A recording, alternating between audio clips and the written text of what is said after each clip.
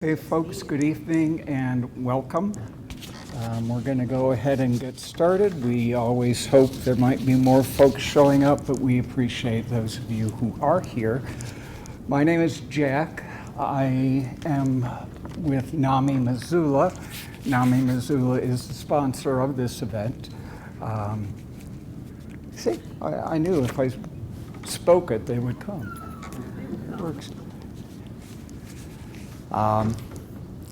So for those of you who don't know, NAMI Missoula is the National Alliance on Mental Illness.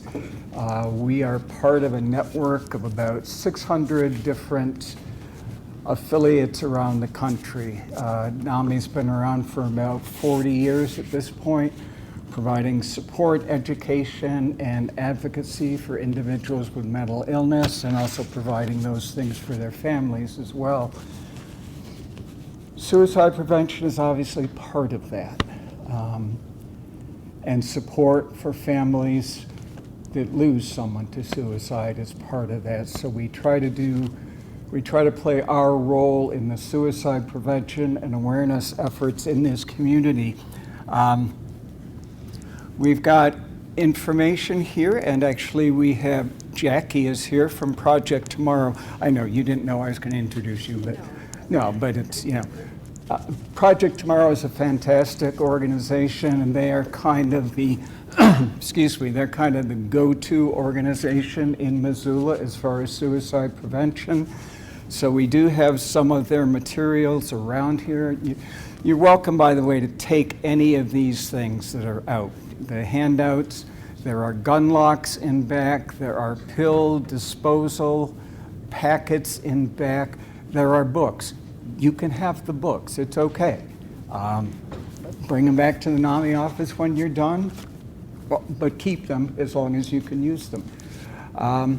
So Project Tomorrow is certainly a big part of suicide prevention efforts in Missoula.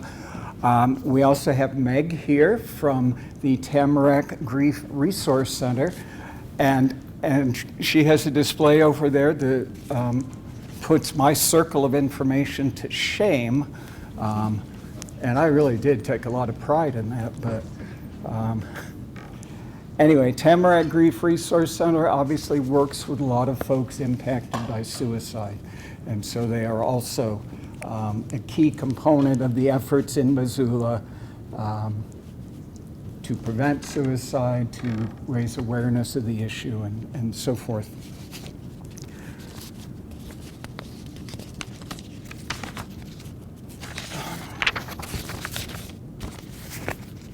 This past weekend was an anniversary of sorts for me. 40 years ago, Labor Day weekend 1983, I stood in the darkness on a bridge in Dayton, Ohio, late at night, looking down at the river, the Great Miami River in Dayton. Looking down at that river below me, I intended to jump. I had no idea how far the drop would be. I didn't know how deep the water was. I didn't know whether I might land on rocks or just plunge straight to the bottom of the river. I couldn't swim, and so I assumed one way or the other I would drown. I climbed over the railing, and I was holding on to it with my back to the water. To get to that point where I was standing on that bridge, I had to let go of a lot. I had to let go of my wife and my 3 kids, including our 6-month-old daughter at the time. I had to let them go to get myself onto that bridge. I had to let go of all of my friends. I had to let go of my life. I had to let go of whatever hopes I'd ever had of being happy. Had to let go of all of that. And then I'm on the bridge and I'm holding on to the railing, and I've got one more thing to let go of. So I close my eyes and I let go. So let me give you some statistics just to give you an idea of the scope of the problem that we are dealing with as far as suicide is concerned. And after I give you some statistics, I'm going to turn it over to my friend Zan, who's going to give you a personal perspective on the issue of suicide.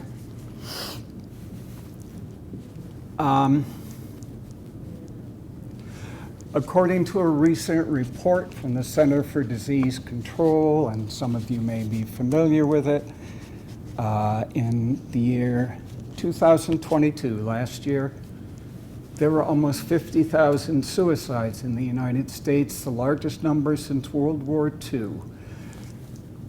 Our suicide rate, which they measure number of suicides per 100,000 people, it is now nationally at about 16 suicides for every 100,000 people. Montana's rate is double that, 32 per 100,000 people. And I don't have the current statistics for Missoula, but I'm guessing that it's somewhere in that range. Jackie, would you know?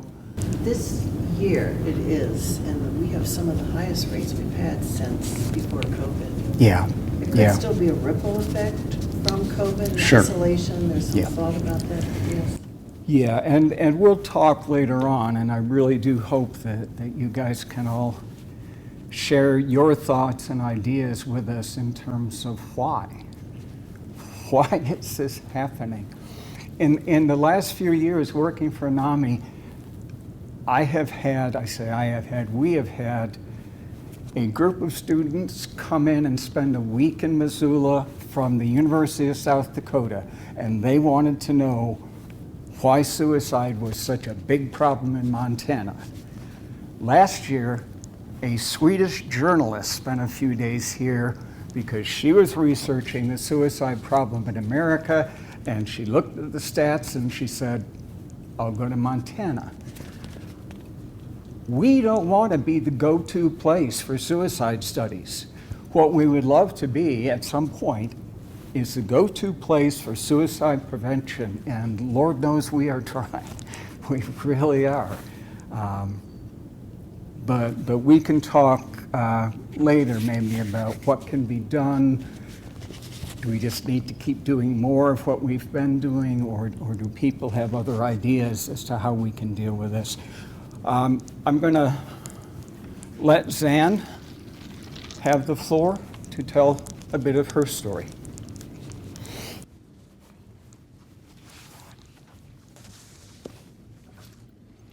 Thank you, Jack. First of all, I want to thank Jack and the NAMI folks for setting this up, and all of you for being here. Can you hear me in the back okay? Good. Suicide is a difficult topic to talk about, and I hope I can shed some light on it by telling some of my story. I want to leave you with a sense that there is hope, not just for survival, but for recovery and the opportunity to thrive. I'm Zan Bacchus, and since some of you already know me, I'm going to forego my usual introduction. I'm not going to mention that I'm a direct descendant of Bacchus, the Roman god of wine and revelry, or that I'm no relation to Max Bacchus. Our last names are spelled differently. Yeah, I'm not going to talk about that stuff. I've had extensive experience with suicide over the years, both in the form of my own attempts and the death of 10 or so friends and acquaintances who succeeded. I want to dedicate my talk to honor those who did not survive, as well as those who lived through it. To give you some background, much of my adult life has been altered or derailed or enhanced by the development of a mental illness diagnosed as schizoaffective disorder, which is a combination of schizophrenia and bipolar disorder. I've had many hospitalizations and trials of medications and treatments. What follows is a lengthy, but not all-inclusive, list of the challenges my family, friends, and I endured. There were midnight crises, college dropouts, lies and fabrications, jail cells, visiting hours, altercations, shouting matches, leather restraints, and sleepless nights. Not to mention fisticuffs, handcuffs, escapes from locked wards, police interventions, commitment hearings, threats, and homelessness. There was psychosis, isolation, grandiosity, destruction of property, paranoia, and noncompliance, as well as lost jobs, felonies, auditory hallucinations, side effects, shock treatments, disappearances, public scenes, the revolving door of discharge and rehospitalization, suicide attempts, and hopelessness. An incomplete list, to be sure, but you get my drift. However, over the past 10 years, I've achieved a level of recovery I never could have imagined. This is due to a wide array of factors: stability in housing, relationships and finances, medication, psychotherapy, part-time employment and volunteer work, involvement with NAMI, and developing coping skills I've been able to use. All these have helped me reach a point where I can give back to the community and people who have helped me when I needed it most. My schizoaffective disorder began showing up when I was a sophomore at Omaha Central High School in 1974. Our school had 2,000 students, 500 in our senior class. It was not a particularly happy time for me. I struggled and agonized over things. I was jealous of the more popular kids and those who won all the academic awards. I felt misunderstood and lonely and often saw no way out of this prison of myself. When I was in 10th grade, I cut my wrist in a suicide attempt that only my parents and the people in the ER knew about. We didn't even tell my brother. I would have benefited greatly from psychotherapy at that time, but in our family, asking for help was a sign of weakness, especially when it concerned something as nebulous as emotional health. My closest friend in senior year of high school did write me a letter once when I spoke of wanting to die. She was shocked and frightened, and her letter conveyed how much she would miss me and how devastated she would be if I were to kill myself. She enumerated my good qualities and gave me a sense of hope that this depression would pass. Her letter meant a lot to me. But many people are not so lucky. For example, my good friend Kurt. He killed himself a couple years after I'd moved to Missoula in 1987. At the very same time, I was flying back to Omaha for a visit. He poisoned himself with carbon monoxide, with his car in his mother's garage. I'd like to read a poem I wrote about his death the day after. It's called Chronology of a Friend's Death. You made the decision while I was in Denver, where I tapped fingers rapidly on the arm of an airport chair, waiting for my flight. It was 1 p.m., and I was impatient. So, my dear, were you. By 2 o'clock, you'd written the note. I hope everyone can forgive me for doing this. As I trooped down the ramp for the Omaha plane, I forgave everything in the interest of living, in the interest of just getting back all right. While you started your car, I was on the runway, hammering down white light with sweating hands. And at the moment we lifted off, the big world disappeared behind your mother's garage door. The cool garage was quiet, but for the comfortable purring of your car and your own thoughts falling in your mind like coins of lead. Over Nebraska, over the dials of farms and patchwork fields, we flew through clouds stacked miles high, white anvils standing in the sky as if to prove something. I might have seen your soul fly up, a thin green thing like a balloon rising through the cauliflower clouds, a speck, a lens from a pair of broken sunglasses. But I paid no heed. It was only my eyes, and I wasn't even thinking of you. When we touched ground near 5 o'clock, I felt in every part of me the slam of sky hitting earth, and your mother's discovery, and the sense of an end where something else begins. I think the suicidal frame of mind is one of the most agonizing and painful states a human being can experience. The obsession with the idea, the planning, the constant list of reasons for doing it, the overwhelming urge to destroy yourself completely, it's unimaginable torture. It's like being haunted by your own ghost. Although I've had a few near-fatal suicide attempts, one that rises above the others because of its near success involved an incident with my father's shotgun. I'll spare you the gruesome details. I was 22 years old, and this would have been 1980. Had I died then, had I left my friends and family behind, I would have missed out on all the twists and turns my life has taken since. I would not have met my husband of 31 years or come to live in Missoula, which I consider my true home. I would not have traveled extensively or earned 3 college degrees or had 2 collections of poetry published or written any of the many poems and stories I've been able to write. I would not have become involved with NAMI or met any of the wonderful, wonderful people I've had the pleasure of knowing. And I would not accomplish my present level of recovery, which gives me the perspective to look back and see all I'm grateful for. I've been very lucky in many ways, and I work to always remember that, especially at times where I don't feel lucky at all. After every suicide attempt I made, I was eventually glad to survive, although not at first.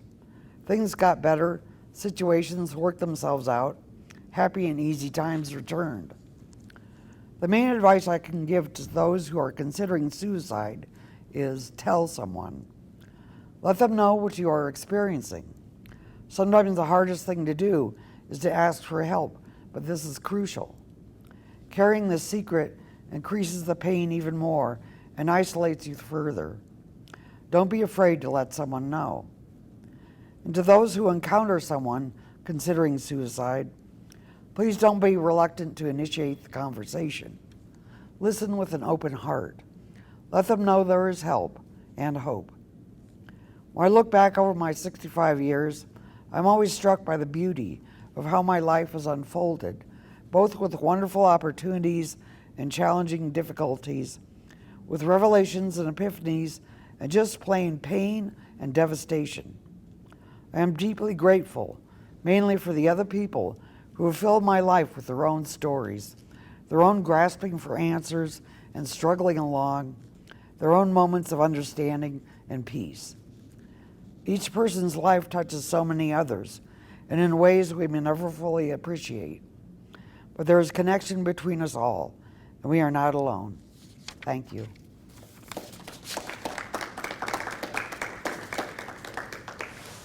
Thanks.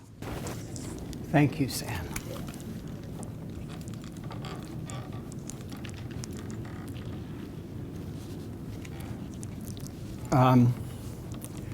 Before I give you some more information about suicide prevention efforts, I guess a statistic that I omitted earlier when I was giving you some statistics about the problem. I did mention that Montana has about twice the suicide rate of the national suicide rate, and about 3 times what the world suicide rate is. The world suicide rate is somewhere around 10 or 11 per 100,000, and again, Montana's at 32 per 100,000 as of last year. Montana has been for years in the top 3 or 4 as far as the highest suicide rates. And I was taking a look at the statistics as to which states are highest, and it's always, it's Wyoming, it's Montana, it's Alaska, it's New Mexico, it's South Dakota, even though their students come over here to research suicide. But I thought about it, and I know that it's complicated, and I know there's a lot of reasons why people take their own lives. But I correlated the 5 top states for highest rate of suicide, and there's like a 1-to-1 correlation almost. It's the 5 least densely populated states, most sparsely populated states. People spread out, people living in rural communities, people without access to not just to mental health resources and not just to crisis services. I mean, they certainly don't have a lot of access to them, but they don't have access to other people. And in my experience, and I can only speak for myself, what has kept me alive over the years is other people. And that includes trained professionals. It includes emergency rescue people who fished me out of the Great Miami River in Dayton, Ohio. It includes whoever called and told them that they had seen somebody jump from the bridge. It's other people.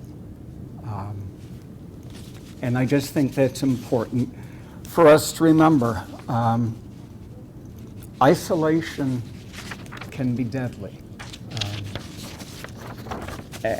And there are plenty of people who prefer to live in isolated spots, and that's fine. That's fine. But as Zan said, when someone is feeling suicidal, the best thing to do is to tell someone. That's really hard when there's nobody around. So I think part of what we need to keep doing is just trying to keep building connections in our communities. One of the reasons that I chose the title Stay for this presentation, I mean, part of it is there's a book by an author named Jennifer Hecht, and she wrote a book called Stay, Arguments Against Suicide, which is a wonderful book. But the other reason is because there is a line in the movie The Last of the Mohicans, and I don't know how many of you are going to be familiar with it, but it's so Daniel Day-Lewis is the protagonist, and Madeleine Stowe is his love interest, and at some point they are being chased by British soldiers, and they get separated, and the soldiers are dragging Madeleine Stowe away, and she says to Daniel Lewis, you know, you got to go save yourself, get up. And so he's about to jump over the waterfall into a river, but before he does, he says to her, he kind of yells across the clearing to her, and he says, stay alive. Wherever you are, I will find you. And it gets me every single time. There are so many people living amongst us who need to be found. We've got to find ways to reach out. We've got to find ways to recognize them. We've got to let them know that we're here. And again, I know that groups like Project Tomorrow and the Tamarack Grief Resource Center, I know that the Missoula County Health Department has a suicide prevention program and a suicide prevention coordinator. We are trying, but we got to keep trying. And we've got to remind people that this is a community issue, and community means everyone. So let me tell you just briefly some of the things that I know that are going on in Missoula as far as suicide prevention. If anybody knows of other things that are taking place, let me know.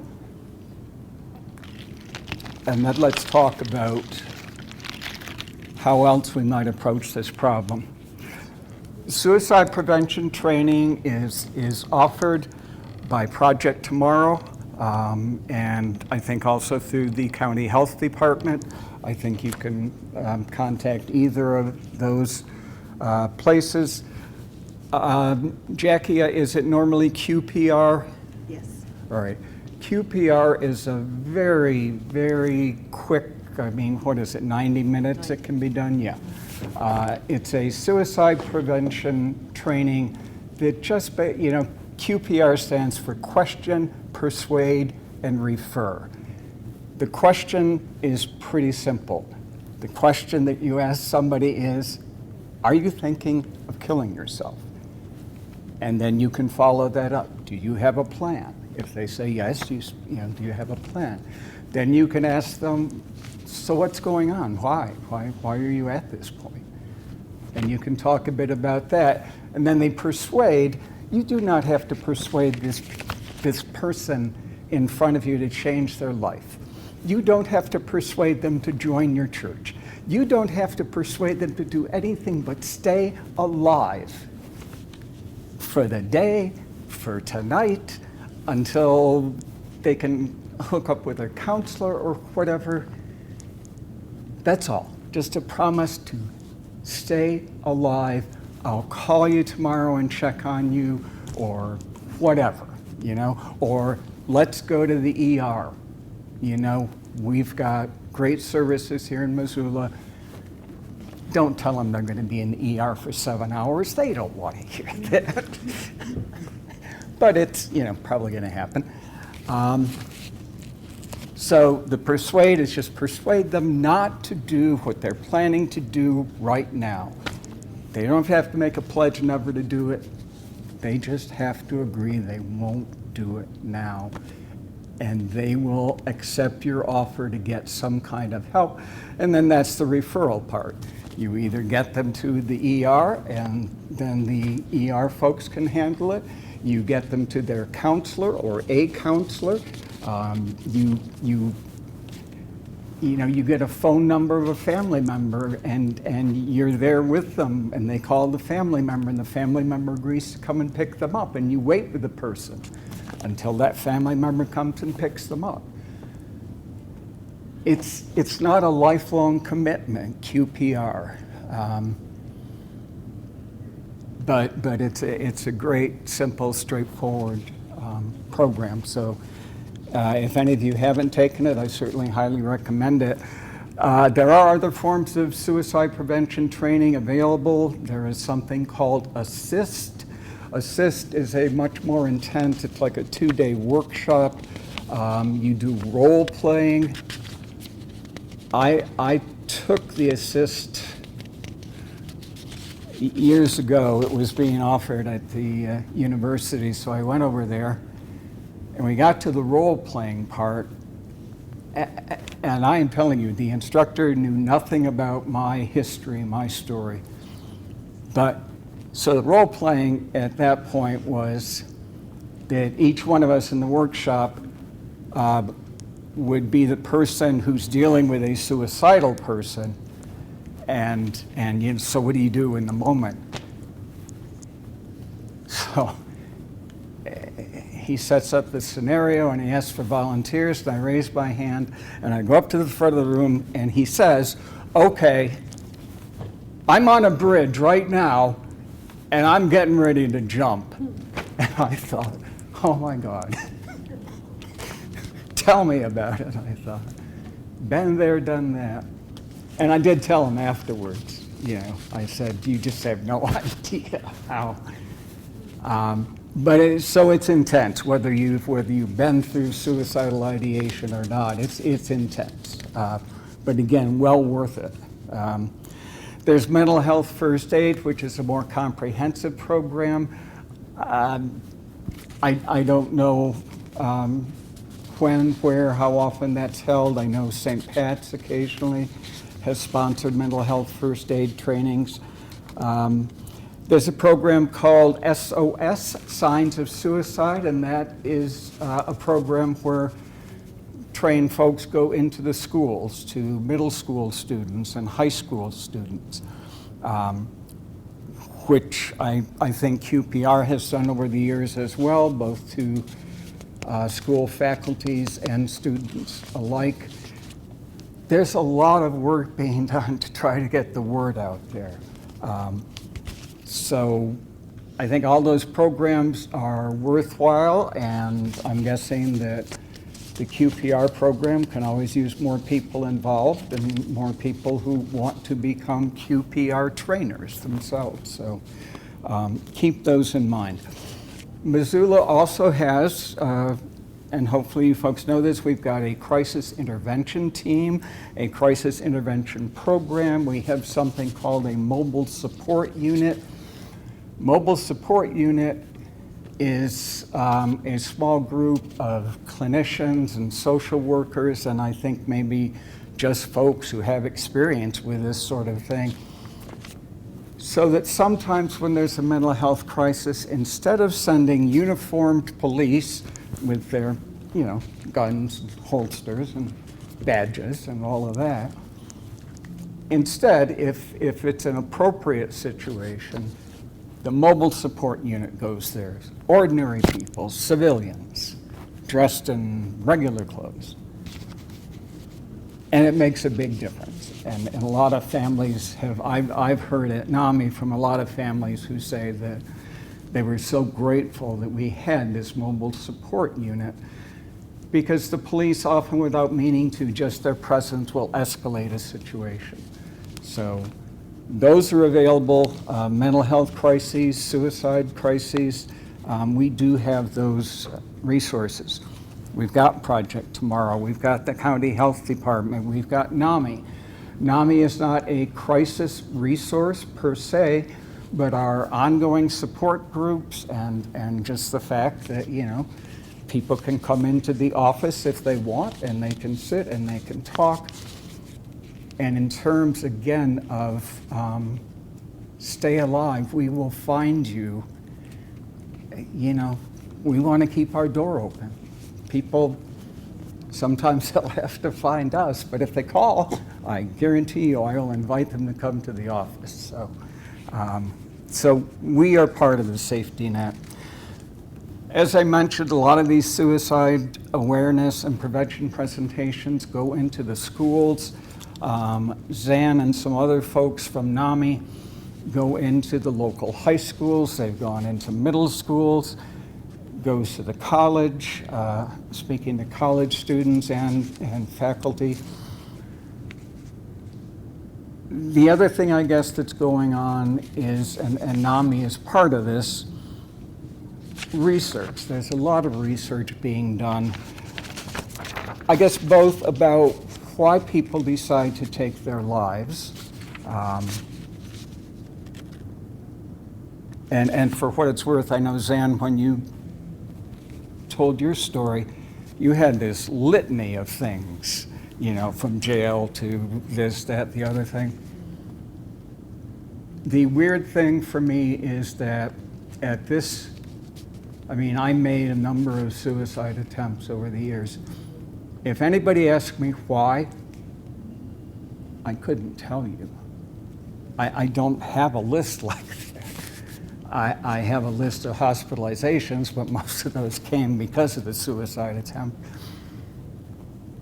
Yeah. So I don't know, but there is research going on into why people suicide.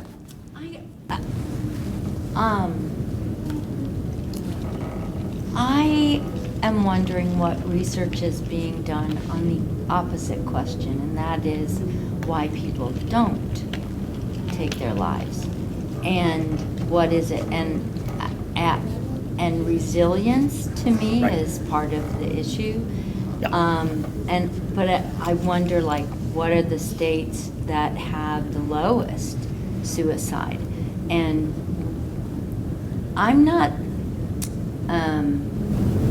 I think the programs that are here to support people who feel suicidal or who have tried suicide, that those are critical, and I would always opt to support those. I also think that there's another layer, and that is, as the everyday citizen, being, this sounds oversimplified, but just being kind. And just being the stories of one teacher could be the person that a kid relates to and gets through school. Right. One neighbor, one relative, one person at a bus stop, Yeah. you know, that we just don't know the impact we have positively. And resilience does not mean you don't feel bad. It does Right. not mean you don't have hardship. It means in spite of that, you continue to take something that's out there reaching to Right. you.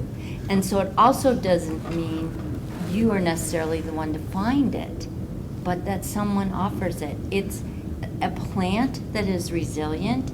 It might be in drought, but when the water comes, it draws that up and it grows again. So I just feel like one message that I think is really powerful, and we all, I hope, have to take away from this, is that every one of us has the potential to influence that resilience. Yes, thank you. And as Suzanne says, we don't know the impact we have on people. I'm always aware, for whatever reason, maybe just because of my own life experiences, but if I'm out and about walking through Missoula and I'm, walking past somebody I don't know, we're strangers to each other, but I'm always aware, if I smile and say hello, it may not mean anything to them, but it may be the only smile they get all day. You don't know. And I figure you got nothing to lose by smiling and saying hello, so go ahead and do it. So far, nobody's gotten too angry with me for doing it. Let me pick up, though, on what Suzanne said, and maybe this is a good opportunity to toss this to you guys for a bit. Let's take a look at, why do people not give in to the urge to end their lives? What do you think it is that keeps people alive? I'm not answering my own question. That would Well, I be think protective factors, like I work in mental health too, and so when I do a suicide assessment or crisis plan, it's like, it could be a pet, it could be something, important like that, so we try to put that in there, well, to call so that one person or whatever. But, Okay. a lot of times too, suicides, I think they find substance use disorder, they'll find drugs or Sure. alcohol. And they're not using the prefrontal cortex, they're more in the amygdala, which is the lower Right. brain, Yeah. And so it's, that's Okay. everything. Yeah, and that's a huge factor, the substance use, substance abuse, which often stems from untreated mental health issues that Right. people therefore self-medicate, and the next thing you know, you've got this spiral that Yeah. they're caught in. Right, in but the your spiral. talk about connections is so great, and what Suzanne said about kindness, there's a book called Aware, the mindfulness presence, practice of presence, anyway, and it's intentional kindness. Yeah. And we're finding that the ancient wisdoms are kind of being proven by PET scans and such, that what you think can actually change the epigenetics of your body, the DNA. It can make your immune system improved, your inflammatory markers less in the body, those kind of things. It's amazing. It's almost like it's a vector, like when you have your mind focused on kindness, you have all these good things happening, but you can kind of have the opposite of like, wishing maliciousness on others, Right. and Sure. that can work the opposite Yeah. for you. So, it's trying to teach people those kind of skills of self-regulation. Yeah, and I'm certainly not going to exaggerate the notion that there's some sort of ambiance in a community that either moves people towards or away from self-hatred, self-destruction, whatever, but I suspect we all know what it's like to be around somebody who's just in a bad mood, in a bad place. And if you get enough of that circulating in a community, some of that's gotta rub off. It's just hard to keep your spirits up when everything seems to be conspiring to drag them back down. Other thoughts about why do people stay alive? Or let me rephrase it. If you were talking to someone who seemed or who admitted to being suicidal, what are the things that you think you could remind them of to help them refocus on living? For me, from way back as a teenage, early teens, maybe whatever, Albert Einstein said, you just believe that nothing's a miracle or everything's a miracle. Life is a miracle. Okay. For me, always, life is such a gift. And if you believe in God or not, Sure.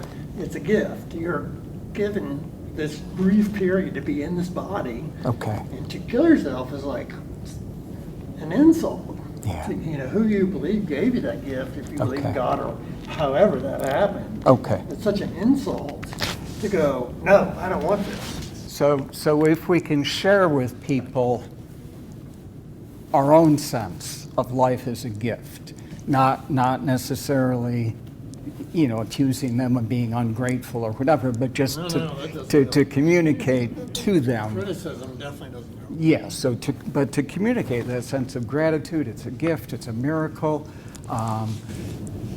But I Yeah. can see how people would believe it isn't, because to me, the biggest thing that would stop all of this, or most of it, get rid of that piece of plastic she's got in her lap. And it's not gonna happen. Get your TV out of your house completely. Don't leave it in there, I'll just watch certain things. Yeah. Get it out and get rid of that. That's what's taking us down right there. It is. Well, it could contribute. It certainly, Contribute, it's a factor. Think about if you're out. Relationships. Junior high, and that's going down even into elementary, but junior high school, and you're kind of pudgy or whatever, or too skinny, but you're not particularly good looking, you're average or not good looking. What are you seeing on the internet? What do you think that's going to make you feel when you see all these influencers teaching you how to put on makeup or Yeah. perfect bodies and all this fashion? Right, And let me- you're a dumpy little high school girl that nobody will talk to. All right, The let me- only way they're going to talk to you is if you have sex with the guy. Let me give this back to the larger group, because there are people here younger than you and me who maybe have a perspective on social media in terms of. Well, and I think we can criticize it as any number of things that are the reason that people get in the dumps. The question here is, Yeah. so what do we do about that? Not how, we can't get We don't rid go of to the social source of the media, problem. but All right. how do we build a relationship with a person? Right. How do we connect with someone And- and be and- Like he was loving? saying, And it may be that the social media gets in the way of that, but on the other hand, it's here to stay, so. News, Fox, and I don't want to pick out Fox, but because there's a lot of negative media. Sure. And this is where you think it's Fox or an American TV thing. It's Russia and China, Iran, all these different places that you don't even think's going on. They're wanting to make us nuts, and they're doing a really good job of it. Okay, You know what I mean? I'm People gonna, watch I'm, that stuff and they go, oh. I'm gonna cut you off just Sorry. because I we're getting have into one thing. politics. Can I say something? Absolutely. Okay. I think in my personal experience, having friends and other people in my life that have, expressed suicidal ideation, it's very important to, and maybe it's in the form of something like a letter, but, letting them know, hey, like, these are amazing gifts that you have, like, you have impacted my life in this way. Letting them know that, it sounds like somewhat of a cliche, but cliches are cliches for a reason, right? Like, the world is a better place with you in it. Pointing out, like, specifics I think are really important. Like, remember the time that we did this? Remember how you felt like this was such a happy moment. This was such a great day. Bringing light back into that person's eyes is super important. That's But yeah, great. just little Yeah. examples. Maybe write it down.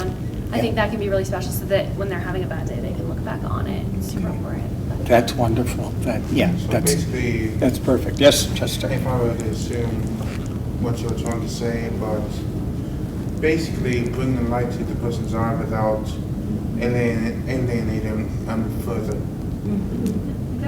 Exactly. Yeah. So, okay, that's your assignment. Everybody, after we're done here, go home, write a note to somebody you care about, share, the kind of memories and so forth, and yeah, that's the assignment. and think about someone who's kind of hard to like, because that may be the one that if you just reached out to, you have a group of friends and somebody has some kid that's always, seems like, you leave and you say to your partner, oh my God, that kid is so sour. Oh my God, that kid just sits in a corner the whole time. Well, instead of that, just sit down and say hi and what's life doing? It may not change things, Right. but you will forever be the person who did that. Right. Yeah. Yep. Yep.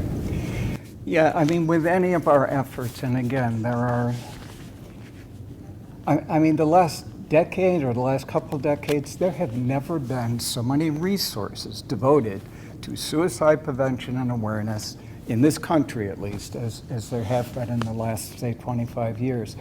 There's never been so much attention focused on it. There's never been so much research.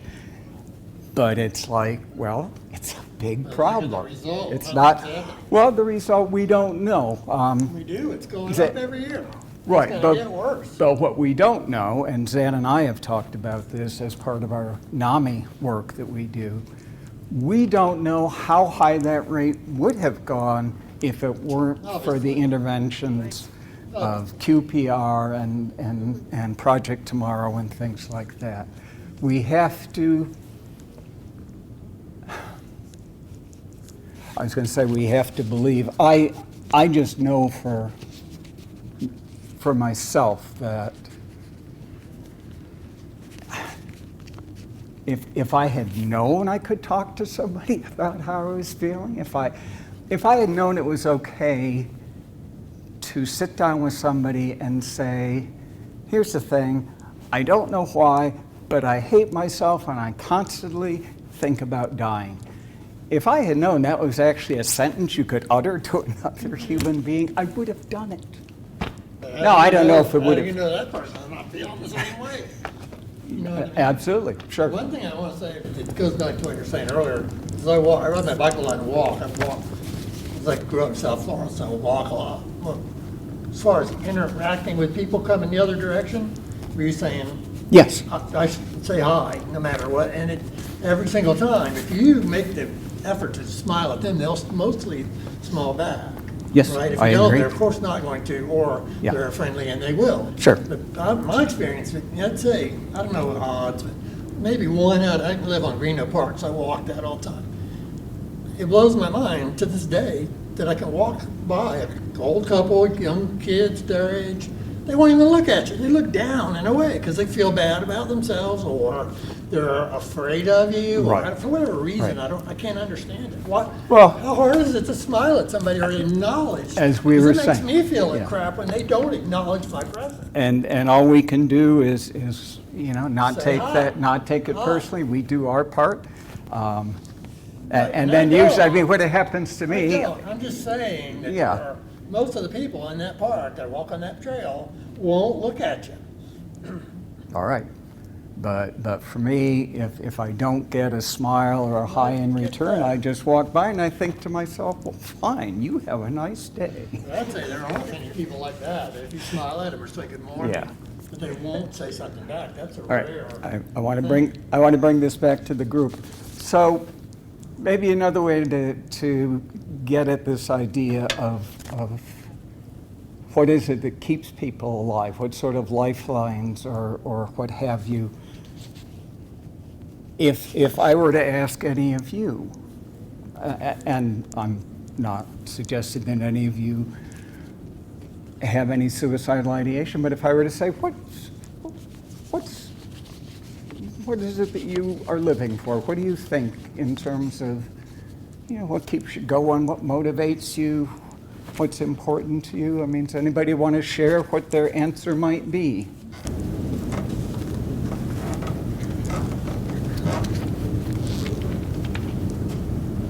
I'll quote Eleanor Roosevelt, when she said, if you cease to make a difference, you cease to live. And I think that can be a difference in, I meet so many people now that I'm in this job, but people who live alone, that they decide to beautify their yard as much as they can, for the good of the neighborhood. Right. They're doing something, they're productive, they feel. Okay. like a contributor.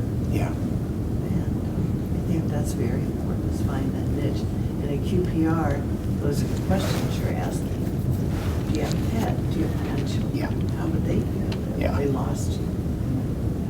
Okay, so again, trying to get at that, what's important to that person without, guilting them or shaming them. And I can recall plenty of times when I was in the midst of suicidal episodes, and people would say things, and of course, well-meaning, I mean, they were trying to help, but they would say things to me like, oh my God, think of your kids, how awful this would be for your kids. And it's like, do you think I don't think about that? Do you think that I'm not aware of what an awful thing it is that I'm thinking about doing and how harmful it would be? I was well aware of it. I didn't need anyone to remind me that I had kids who would miss me. But I clearly needed somebody to help me figure out why I should stay alive. And that's what I didn't know how to do.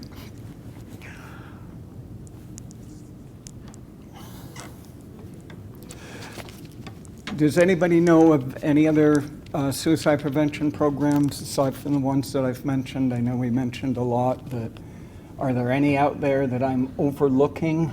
Well, Katie Levine at ASP does a wonderful program called Talk Saves Lives. Okay. An hour long. And we're happy that is part of Suicide Prevention Week. You can look on the Project Tomorrow website for all the programming. Okay. And I believe you said you printed out Yes. a flyer that we have on our Project Tomorrow Yeah. Facebook site, and then the Missoula County Health Department, so it's a great resource. Okay. Close to everything. But that's for the community. Talk Saves Lives. Good. What's the website? Project Tomorrow, Montana, or the County Health Department. And the Project Tomorrow Facebook page. I don't know. Missoula, as far as the city council and public representation is concerned, it's divided up into, I think, 18 separate neighborhoods, and each neighborhood has a neighborhood council.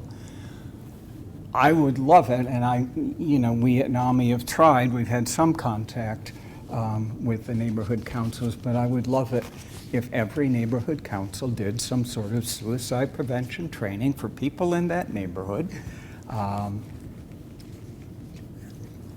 My other brilliant idea that I shared with Zan the other day is some of these programs that I mentioned. I think the Assist program probably costs money. We're doing it for free now, and there is one October 6th and 7th, and it's at Shields. They're giving us their beautiful training room. Wonderful. October 6th and 7th. Okay. And All right. that's awesome. All right, well then I'll take that part Take back. that back. But the other part that I will add is, I think it would be wonderful if everyone who completes any of these suicide prevention trainings, you get a certificate to prove that you've gone through the course. I think you should get some sort of tax credit. We need to encourage people to do this. It would be great, and then have a competition. Like we could compete with, just randomly, we could compete with Boise, Idaho. What percentage of our people could we get trained and bring down our suicide rate as opposed to Boise, Idaho? Interestingly, when I did my research, not only is Idaho not one of the top 5 highest suicide rates, you would think they would be there with us and Wyoming and so forth. They're not that high, and their rate has been coming down. And so I like to research, so I'm online and I'm researching, and they've just made a really concerted effort statewide, county by county, to get suicide prevention efforts there. And I think we're doing the same thing in Montana, but I'm not sure if they're doing different kind of programs, but in any case, they're making some progress, and so far, unfortunately, we're not, at least not measurable progress. I was going to call on Suzanne. It turns out she's just... Well, I am curious what states are like at the lowest. Yeah, and I'm sorry, I don't have the information. I don't know if I believe Vermont is one of the lowest, 12% is their rate. And it's thought that it's because it's a great combination. It's a small state, so everything is accessible. It's Right. not overly populated like the New York City area. It's ideal in a lot of ways, yeah. yeah. Definitely is. Like a big park. Yeah. Population's spread out evenly. It's so beautiful. Yeah. No billboards. Yeah. It's just a wonderful place. Other factors, and I think we may have already mentioned this, but other factors in addition to the isolation, the sparsely populated expanse of states like Wyoming and Montana, but living in the American West, it's a gun culture. And I'm not here to make a speech about guns, but it's just, it's a reality, it's a fact. It turns out, I think the statistic that I saw for Montana, 78% of firearm-related deaths in the state of Montana are suicides. It's not that we're taking the guns and shooting up the town, but too many people are using them on themselves. Other factors, of course, alcohol and drugs, which we did mention. And again, that's exacerbated by people living in isolated situations or small towns where, and I can remember talking, when I first moved to Montana, I can remember talking to people that I met from eastern Montana, and they were saying, look, the only place in this town, you know, a town of 300 people or whatever, the only place people get together is the bar. I mean, you bring your kids, you bring your dog, whatever, but there's no place else. Well, church. Well, church. People used to meet there. And open 24/7, 7 days a week. Right, yeah. Yeah. Yeah, for some reason, bars are more accessible than churches. Says something about our culture, I suppose. But the other thing that people often talk about with Montana is the rugged individualism attitude. The I can do it myself, I don't need to ask for help. Some of that, of course, is to some extent a guy thing, more so. But the other thing I realized, because I've done a lot of QPR presentations over the years, and so I can remember talking about that with groups of people about, oh yeah, this cowboy up thing has to go. I mean, I'm sorry, you know, we need each other and we need to learn to ask for help. But eventually it struck me, you know, again, if you're living in some, I don't know, even I lived for a while in Lewistown, Montana, which is not that isolated or that small, but I'm telling you, if you want help, you're going to end up going to Billings. If you've got mental health issues, you will have to go to Billings. So, you know, people are self-reliant oftentimes because there's no help available for them. So it's all well and good to say to people, no, don't cowboy up. Get off your horse and ask for help. Well, it's true in the My military John too, Wayne. right? Isn't that the big problem? Yeah. Military people don't want to seek help because they're seen as weak. They're Yeah. thinking they're seen as weak. Yeah, and we do have a higher proportion in western states of military veterans. We also have a higher percentage of natives, and their suicide rate is higher for a number of reasons. So it is a big job, but Jackie's got it under control. And last thoughts or questions from folks? I would say, and I hope people don't here think I'm negative Nelly and think, oh God, this guy's really doom and gloom. Just trying to be realistic, but everybody knows probably and have heard, like, especially young people that are really vulnerable, say 6 to 16, they can't get help. I mean, they have problems, mental problems, and they go to get help and they say, well, we're booked for a year, or we can see you next year. That doesn't work. There's not near enough counseling and professional people to help people that need help. That can be the case. I mean, I think the schools do a pretty good job of both identifying and responding to kids with issues. And again, I think the schools are much more aware of that and much more willing to. They don't have counseling in the school, you know. Yeah. I think they do. Not much.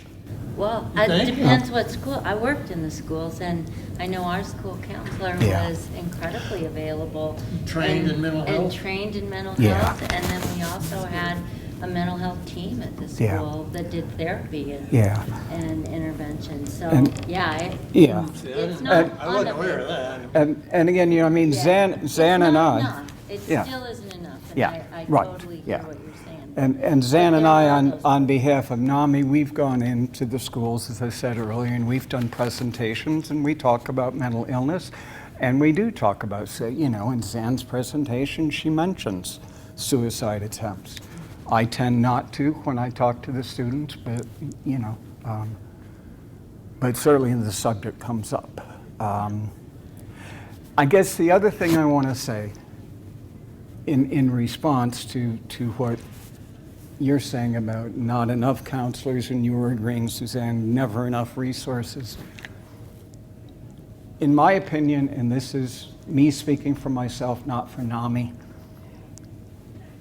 I think suicide, just like the larger problem of mental illness, we are never going to make a whole lot of progress if we think that it's up to the professionals.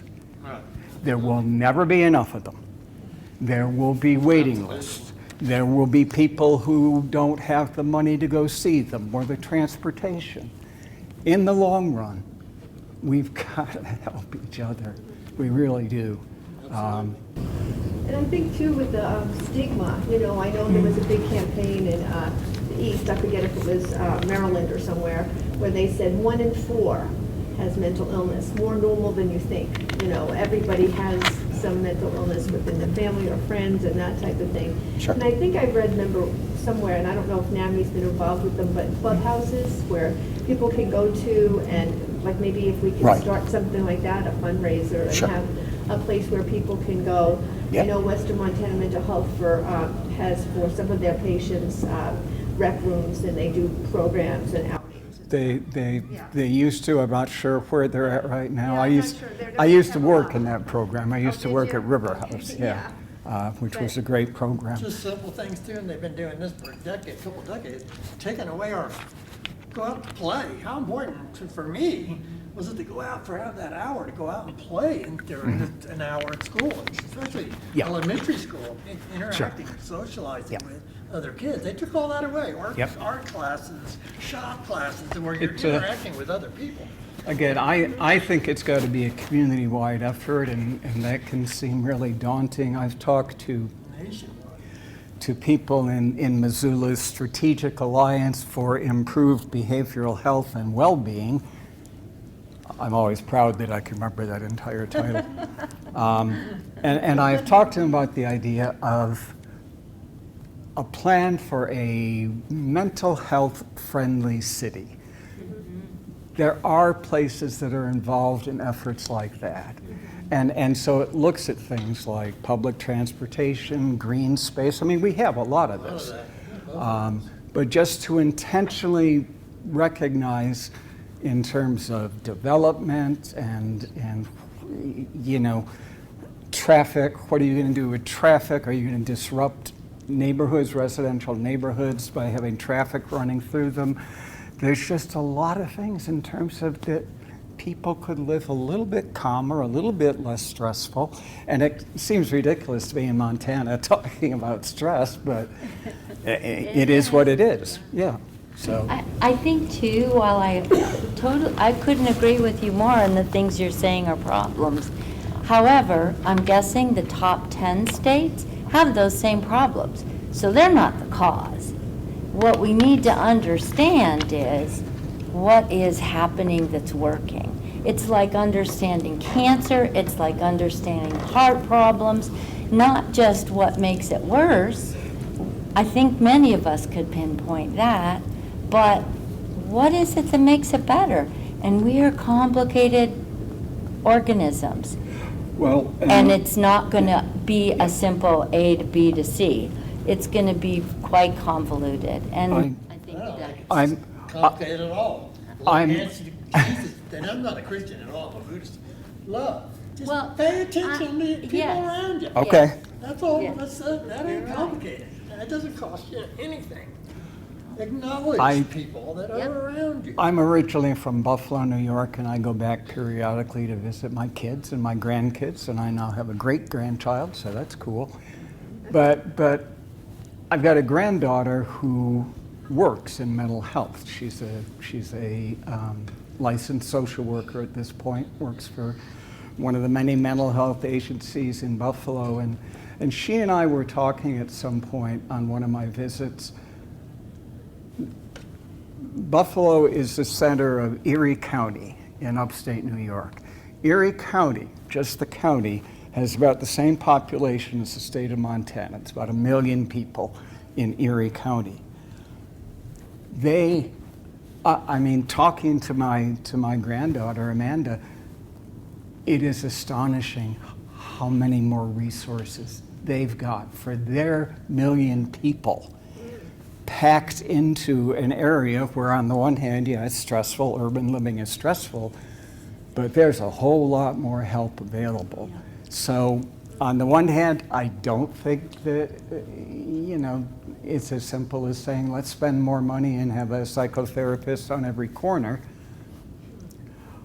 Although I think it'd be kind of nice if it was like in the old Peanuts cartoon and it's Lucy and Psychiatrist. 5 cents. I think that'd be great. Why can't the federal government offer free college, free training for mental health people? Free. Sure, Free. that'd be great. Don't charge nurses. great. We need nurses bad. Teachers bad. The, Offer that stuff for free. the- Get it out there. Otherwise, we're doomed. The last point I'm going to make is that, again, in talking with folks from the Strategic Alliance about mental health friendly cities, this one woman referred me to a newspaper article she had read about I think it was in Scotland, some town in Scotland or small city, maybe the size of Missoula in Scotland. And what they had done is initiate a program, and it was mostly retirees, so, people my age for the love of. But they were training these people and then just having them sit on a bench in the park and just be there. And then they get the word out to the rest of the town, which is, if you just need someone to talk to, pop by, whatever, Bonner Park. I mean, we could do it here, train really- people. Yeah, Th- that's that- the kind of stuff I yearn to All right. have as a melting, bubbling stew of ideas. Because I just think for us to focus on the problems, what causes it, what's wrong, what isn't working, those are important things too, Right. absolutely. But that, again, looking at those communities that are successful in this, Yeah. they have all those ills too, and somehow they are doing something. Right. Okay. Any last thoughts, questions? Well, it's funny that you said that, because I took a course one time in depression across the world. And, in the third world countries, they do exactly that. They train people like first aid, mental first aid, and they have benches where you can sit on it. It's like a colorful bench. Yeah. You sit on it. If you sit, somebody's going to come over and talk to you. Yeah. Because it's a bench that's for, mental Right, health, right. or if you're having, Yeah. feeling bad. So that isn't hard to do. I think in Scotland, they actually, in that article that I read, they were calling these particular benches, these are the grandma benches. Grandma benches, okay. There's things- Table in a restaurant where there's 10 or 12 Yeah. seats in a round table, and you sit with people you don't know them and go in there for breakfast, have coffee. Yes, yep. That's so simple. Which I'd never seen before I came to Montana, and I Aspen, went to we have a lot of different restaurants. places to eat, and it's like, hey, you just sit with these people. And, there's things we can't do. We can't those of us who aren't licensed, we can't practice, clinical psychology. We can't prescribe medications, but we can do the love and kindness and attention that we're talking about. And I know sometimes that sounds like really trite, but I also know that if we actually do it, it's going to make a difference. It really is. So I really appreciate you guys all being here. I appreciate your attentiveness. Zan, thank you so much for sharing your story. And thank you all for your feedback. And if you have follow-up questions about this, we've got NAMI booklets over there, and so our contact information is on there. If any of you are interested in suicide prevention training, you can contact Project Tomorrow. Or again, just contact NAMI and we can, direct you to that. So thank you.